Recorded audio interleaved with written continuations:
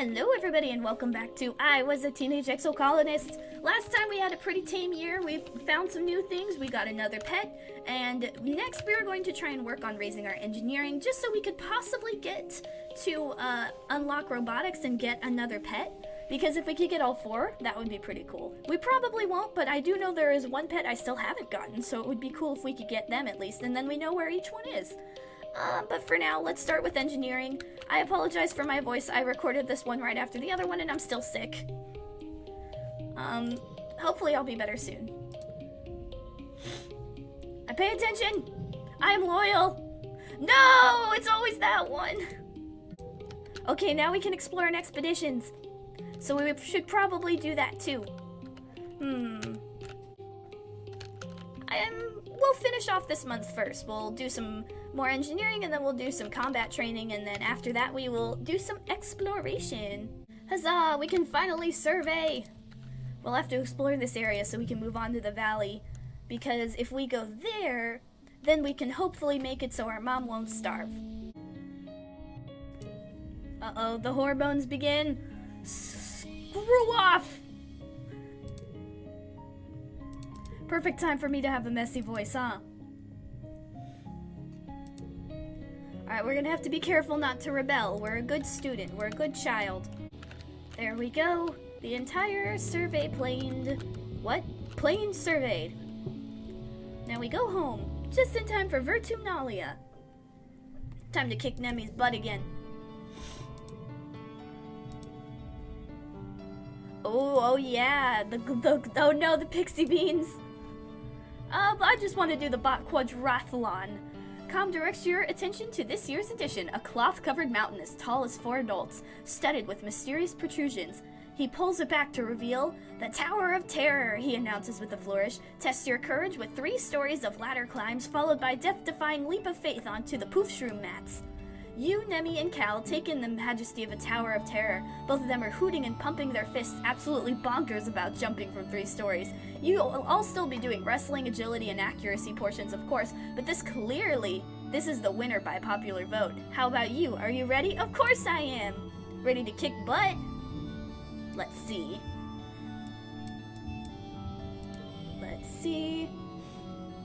Well, we're about to get our stress calmed down anyway. Might as well use that. Oh, don't use that one. I really need to get rid of that one. I mean, it's only 1 point, but still. Sometimes 1 point can make or break. Boom, ba-dum, boom, boom. You blow through the obstacle course, the basket shooting, the bot wrestling with ease, and you arrive at the base of the Tower of Terror with a determined gleam in your eye. You scale it easily, of course. It's only ladders. Sure, it's really high ladders and a huge jump, but you're just close your eyes and pretend you're jumping into a great big vat of pudding. Com awards you first place in the quadrathlon. Congratulations! I did it! I'm gonna eat my beans. I am a good girl. I am a good child.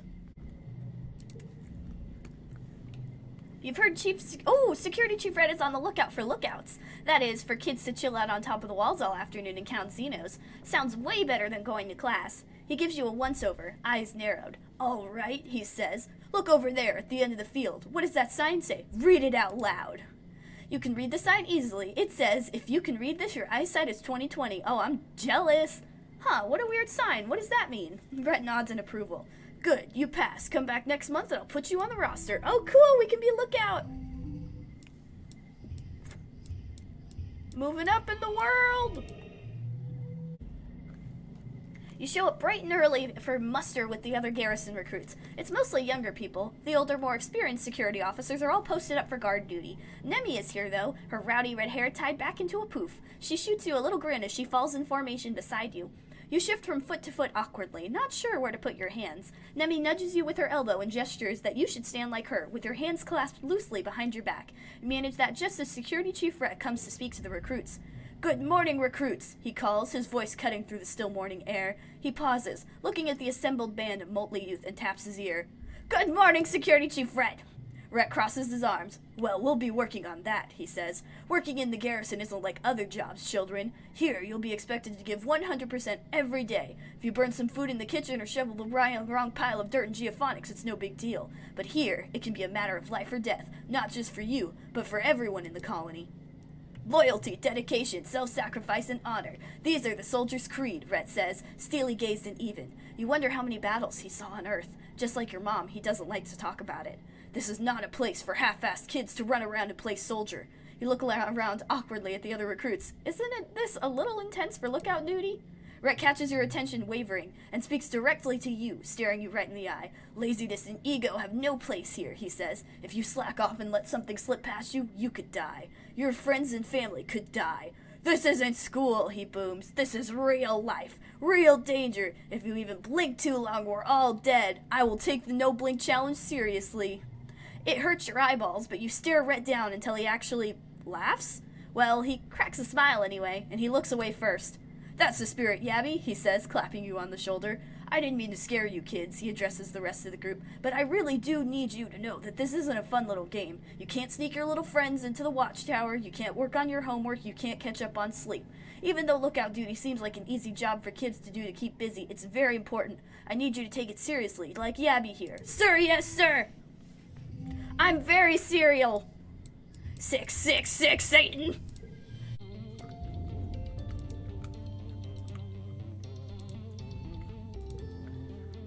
We're having the hormone argument again, except this time nobody's here. There's no image because Tammy's dead. I'm still so mad about that. Demon child! Okay, another year, another glow. Everyone's pretty sure there's going to be an attack this year, so the colony is on high alert. You're on duty when the attack starts. You're there alone when you see a mist or something approaching from the distance along the path that leads to the gates. You realize what you're looking at must be hundreds of hop-eyes coming at you, so densely packed together they form a hopping, writhing blanket over the ground. It oozes towards you like a slow oil spill. Sound the alarm! Good thing you were here. There sure are a lot of them this year. As the hop-eye batter against the gates, you hear the wood starting to give, bending and creaking under the onslaught. You wonder if the security officers need help. I will help defend! You scramble down from the walls and are immediately faced with a seething wall of hop-eyes. You kind of thought there were only a handful of these usually peaceful creatures in previous years, but there's swarms of them now. Not just hop-eyes. Once your eyes adjust to the chaos, you can see large creatures that look like walking bushes. These wild centipede-looking things with long spider legs, and at least one giant many-eyed thing that's hovering clear off the ground, defying gravity. They all seem to be incited into a frenzy, attacking everything in sight and trying to get through the walls. It's dark and chaotic.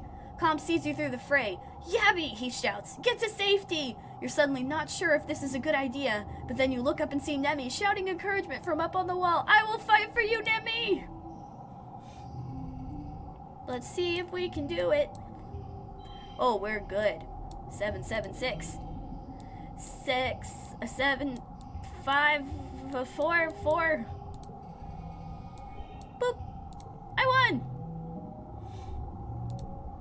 You're not even trying to win. There's too many of them and you're unarmed, but even your vulnerability can become a weapon. You use your knowledge of the buildings around the gate to bait anything that slips past the defenders into circling back so they can be picked off by people with actual weapons. Nemi acts as your air support, calling out when certain shortcuts are blocked by the creatures so you always have an escape route. Eventually, the defense force manages to push back the creatures. The rest of their broken swarm flee back into the wilderness. Com jobs over to you, breathing heavily, and slaps you on the back. You're one brave kid, he says. Stupid, but brave. You really helped out back there. Nemi whistles and hollers from the walls, and Com shoots her a grin. Oh, there we go. They are destroying the fields. I'll save you, Mom! Hopefully. So, this is it. I think this is the last year, if I remember correctly, before Vase will show up, and then our true evilness will begin. But for now, we're just going to spend some more time with Anemone, of course. Maybe flirt with her a little bit. I am going for a run where we go with one or both of them. Well, you can't do both of them, but what I mean is I want to do a run where I can go back and pivot to a good ending, which might take a little finagling, but we'll get there eventually. We'll see if we can find Sim this year, too. But for now, let's see what Nemi wants. You spot Nemi halfway up the garrison watchtower, her legs wrapped around the scaffolding as she cranes to look over the fence through a pair of holoculars. You clear her throat and she peers down at you and waves. Yabby, come on up here. I want to ask you something. You clamber easily up the scaffolding. Nemi gives you a high five. Here, look through these, Nemi says, shoving the holoculars into your hands. You raise them to your eyes and look where she's pointing. A long ways out, much farther than the expeditions are going, you spot a dark, humanoid shape moving through the towering fungal forests. See him? Nemi asks. It's Dees. I swear it is. He's always sneaking out over the walls. He's not supposed to do that. Right? Nemi exclaims. He's gonna get in trouble. The adults say we're not supposed to go outside the colony unless it's on expedition, Nemi says, taking the holoculars back and looping them around her neck. And Dees just goes whenever he wants. What if he gets hurt? What if he dies? She wrinkles her nose. What if he picks up a weird alien disease and comes back with 3 heads? Nemi scratches her cheek, where acne's made her skin dry and sore looking. Ow, she mutters as bits flake off. I just don't know what to do about it, she says. What do you think? You should tell an adult. Nemi frowns thoughtfully. Yeah, I guess. That's probably the right thing to do, but I don't want him to be mad at me. But I also want him to be safe. She exhales noisily. Ugh! Why is Ev protecting everyone so hard? The colony's got rules for a reason, Nemi says, staring off into the wilderness. If we do our own thing and don't care about the rules, we're all gonna be toast. Kind of like a sports ball team. We're all doing different stuff, but we gotta play by the same rules so we can get as many points as we can. Anemone! Yabby! You look up at the ground, where a passing colonist is waving up at you. You two get down from there, it's not safe. Okay, sorry, I'm on watch, Nemi shouts back, indicating her binoculars. She shoots you a smile. I guess we should get inside the watchtower, huh? All right. You both climb the rest of the way to the guard platform. Nemi heaves herself over the edge and reaches down to help you up, and you notice that her hands are all banged up and scabbing over with blue scales, probably from scampering all over the place the way she does. She notices you looking and laughs awkwardly. She runs her hand through her fluffy hair. Maybe if I get beat up, I'll have so many scales I won't have no more acne, she jokes. Acne's the worst.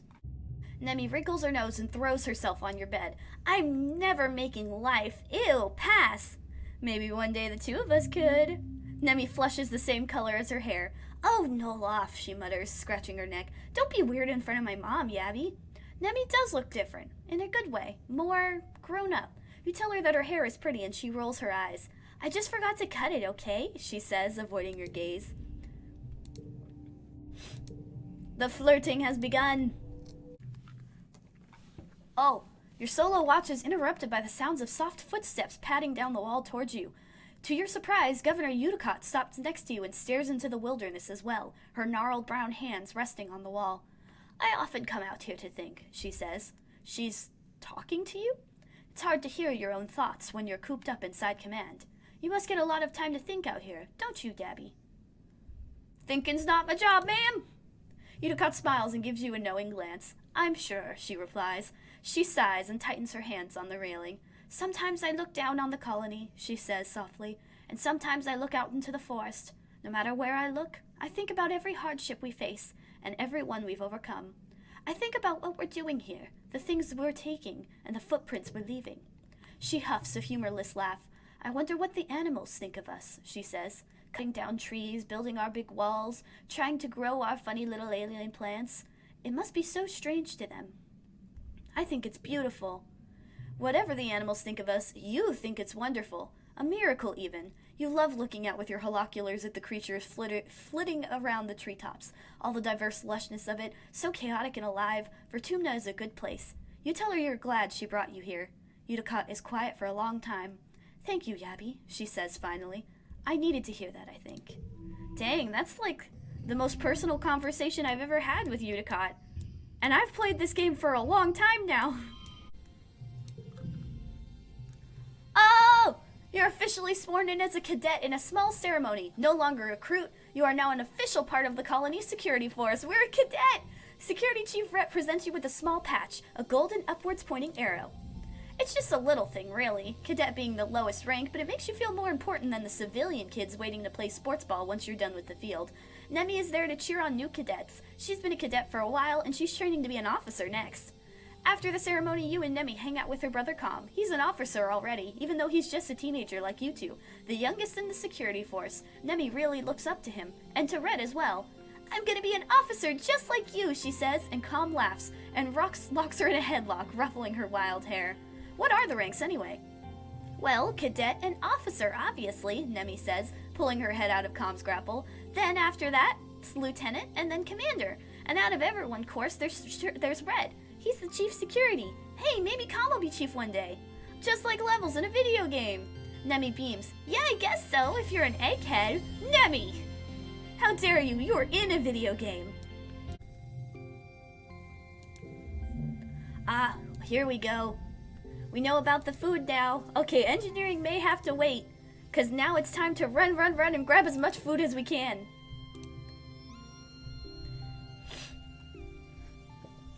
It's not my mom's fault. It's not. The survivor of the colony... It's not. The survival of the colony shouldn't rest on one person's shoulders. It's not fair. She's been working harder than everyone. She did everything she could. The council mumbles in agreement. You decide they probably never really blamed her or your dad. The only holdout is Mars, who crosses her arm and grumbles that it's clearly a problem with leadership. So what do we do now? Instance asks. Starving to death isn't an option. No, it isn't, your mom replies. We need to secure a food source this year, before our rations run out. We're working double shifts in geophonics, but it's not enough. We need more people planting, tending, tuning the soil. We need more hands. I can pull back surveyors and focus on forage and native plants, Utopia offers. Even the young folks can help. If they've proven themselves around the survey equipment, I'll send holo messages later.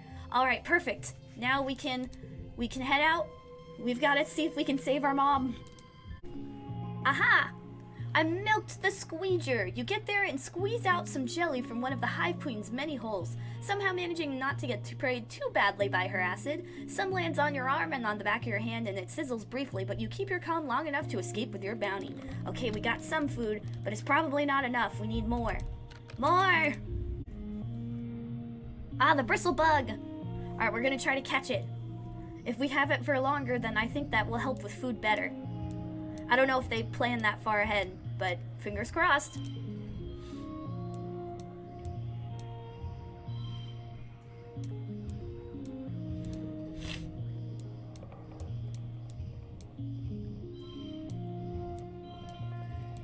Alright, we caught the bristle bug. You're pretty sure this one is a female because it has bristles on its butt, as well as its head. Her eyes are deep green. You think you'll call her Emerald. She seems calm in the net, like she isn't too worried about where she might be going. You crouch down with a clump of leaves and she sticks her muzzle through the net and eats them right out of your hand. Her whiskers tickle. You pat her forehead and pack her off to the Geophonics Barns. You could go visit her there later if you like. Alright, we got another one. I'll just keep going until I'm too stressed out. A squeeger!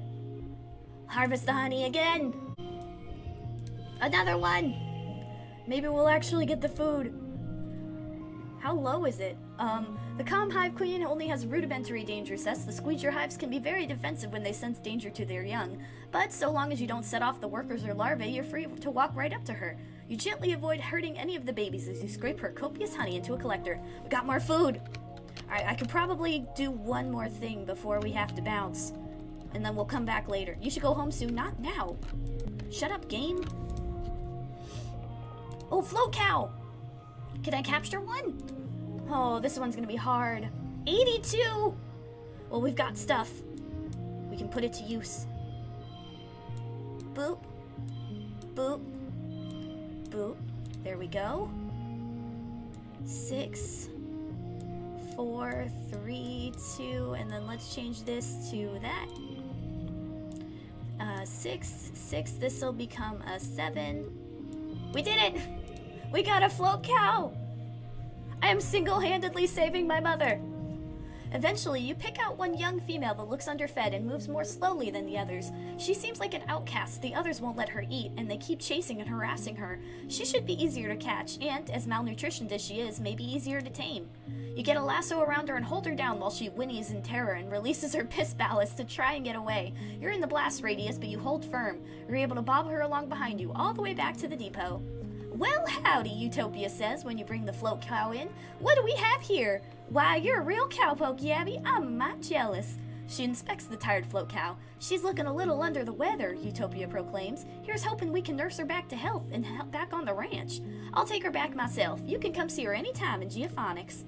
Alright, perfect. We got a lot of food. But we probably should keep going until we have even more.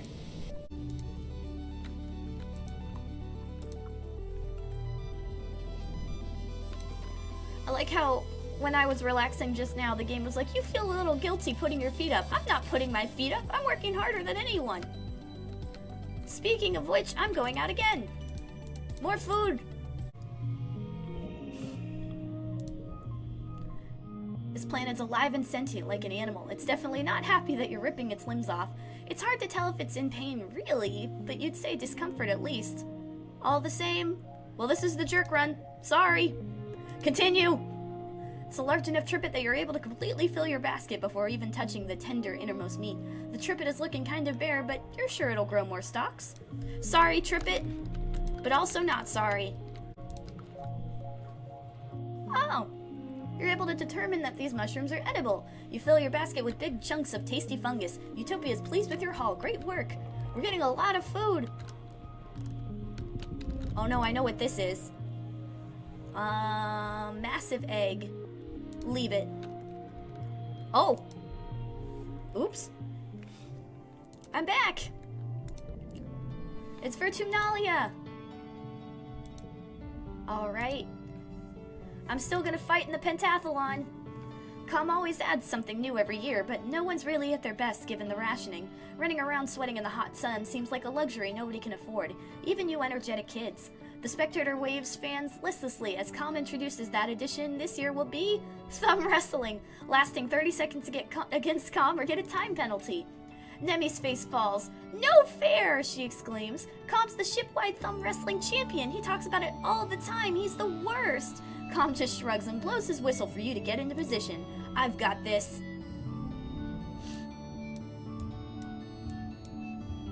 There we go. Oh, I really need to get rid of that thing. I hate the Robo Power one. It's evil card. Evil, evil, evil.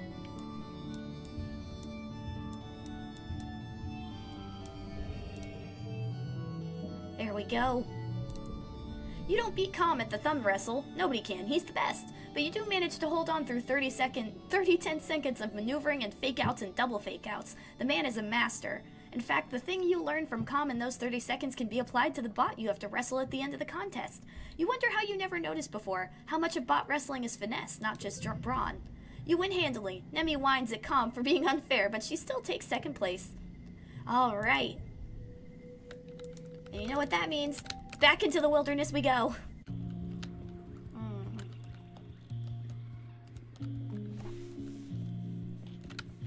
It looks like I didn't miss anything. But is that enough? Did I gather enough stuff? Oh, I don't know. How do I know if I did it? I didn't see food anywhere else, so I'm just gonna keep going and see if we may have managed to do it. You're on lookout duty with Nemi, and as usual, there's nothing much happening at all. You're both so bored that you've been through bored and come out the other side on silly, and now having counted every rock, mush tree, logger wearing yellow, and logger wearing yellow and pushing a hoverlift, you are treading dangerously back to board again. Did we count that rock yet? Nemi asks, propping her chin up in her hand and blinking blearily out into the forest. You're pretty sure you have. There's not a rock in visible distance you're not close personal friends with by this point. Nemi yawns. We could name them, she says. Would that help?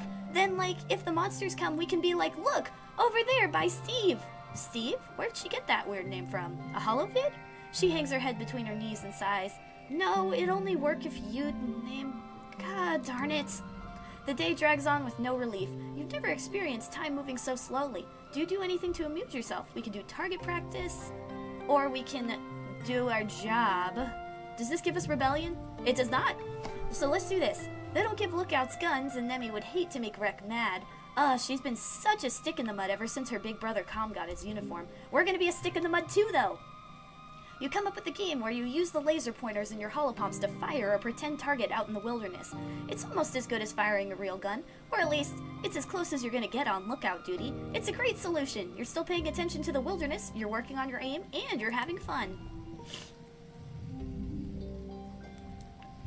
Oh, I feel like I'm having fun, but I'm also worried. Did I get enough food? I don't know if there was a way I could have gotten any more. Alright, let's see. Oh, your muscles ache all the time. At least you can hardly feel the hunger now. For months, the idea of food plagued your thought, each one like a dagger in your stomach. Your friends stop working and retreat to their quarters. Oh, goodness. Come on. Oh! Your mother still hasn't given up and never rests, never stopped working as much as your dad begs her to. This is different. She must be sleeping in geophonics because you hardly see her in the family quarters anymore. Where you lie nestled in your bed in your cozy fugue, you always seem like far too much effort to bother with. Help Mom in geophonics? You are out there in the fields with her, being her sidekick, helping fetch things. She never slows down. When the robo-plow finally breaks under the pressure, she doesn't. She's out there even longer, doing everything by hand. Both your parents feel responsible for this famine, but as head of geophonics, your mom takes it personally. She's been skipping meals, relying on water and pressed soy bar rations, just enough calories to keep a body moving, but not enough to stay healthy. Yet she never lets up, working herself to the bone, barely even sleeping, increasingly sallow-eyed and gaunt. You and your dad try to slow her down, but, well, she's a stubborn woman. If not her, she says, then who? You and your dad are in the lounge. Oh, God, please, no! I thought I did it! No! I thought I did it! I was so close! What could I have done?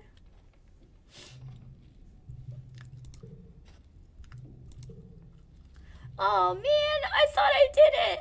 No. I refuse. I want to save her.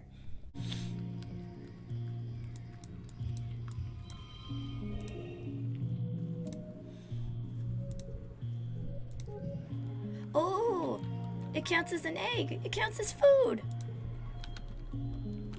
Nice. All right, I think I got... Oh, God, my voice is really bad. I'm sorry. I think I got all the food again. So I'm going to go back, and this time I'm going to see if maybe tending to the animals will help. I want to save our mom. Tend to the animals. You meet your dad by the animal pens, fresh and ready for your first day on your new job.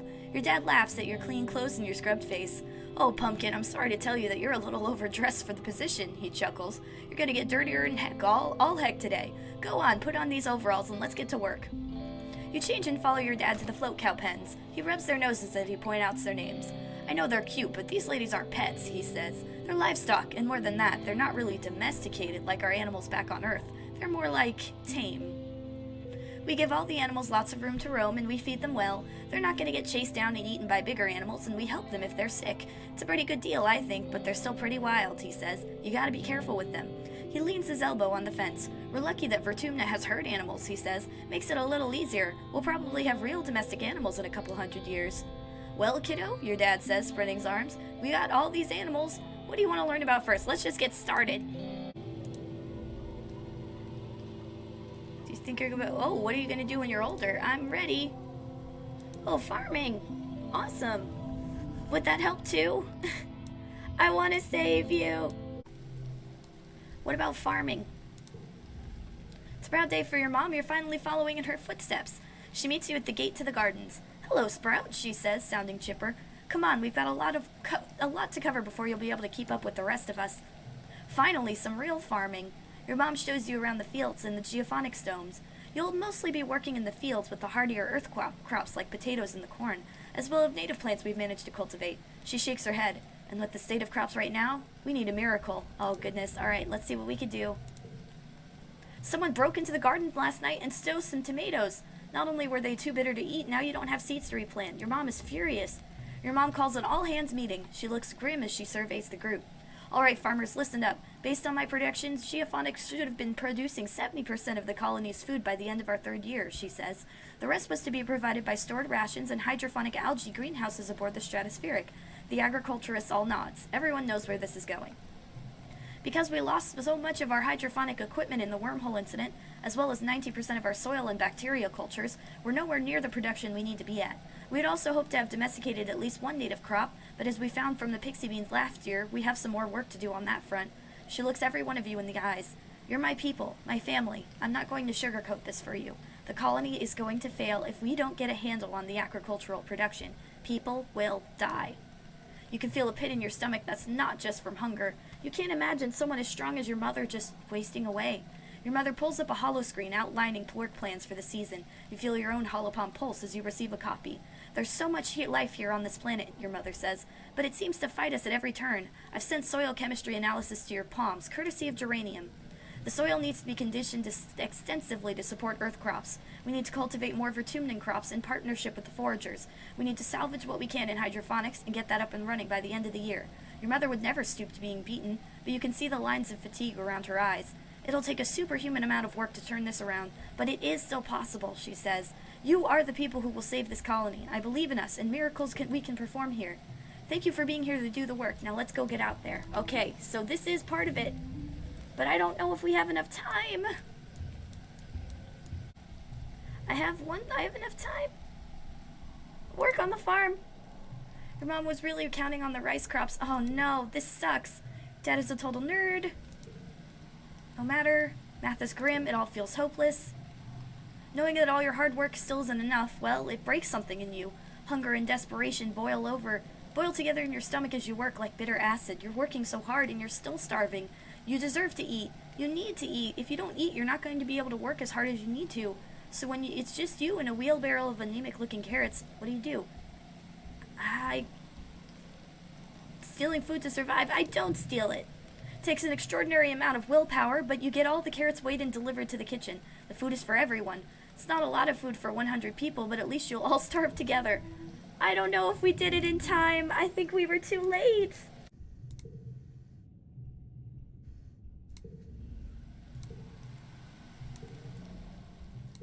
No! No!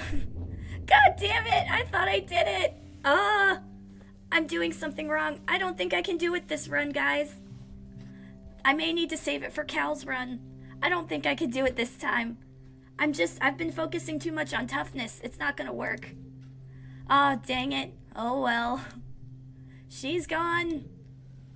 Fuck! We'll try again next time.